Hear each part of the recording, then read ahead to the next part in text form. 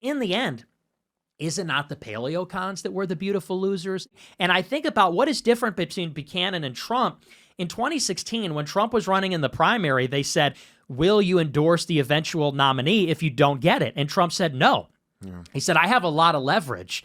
He said, so I'd like to run as the Republican, but if I can't have the nomination, then maybe I'll run independent. And they said, well, Hillary Clinton will surely win. And he said, well, yeah, then elect me as the Republican. Otherwise, I'll tank the whole thing. And to me, that's like, and I told them that actually at the dinner. I said, that is when you were at your apex because you were playing to win. Yeah. That's when I knew you were serious. You weren't just going to say, well, if I win, I win. If I don't, I guess we'll just have Republicans. It's like that burn the boats mentality.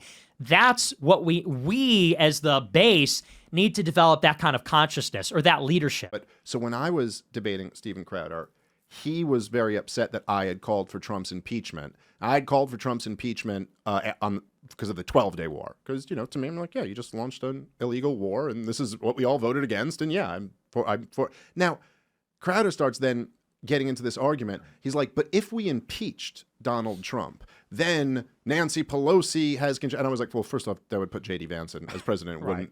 But then at a certain point, I went, Stephen, when I say we should impeach Donald Trump, you realize I'm not a congressman who's introducing articles of impeachment. There's no point that I believe this is going to result in this process and then the benefit of that process.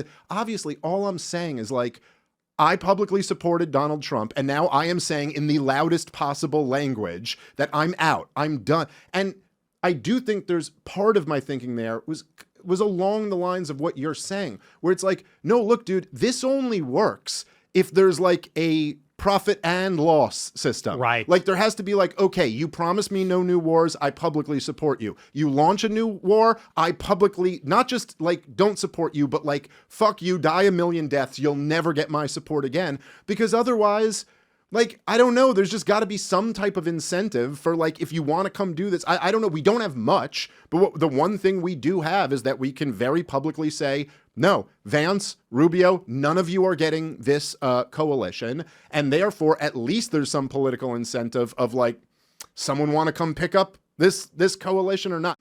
I think that there's something, especially now when supermajorities of the American people are against this war. Supermajorities of the American people are against Biden's immigration policy. Supermajorities are against the woke trans insane shit. Supermajorities think that inflation is the number one issue.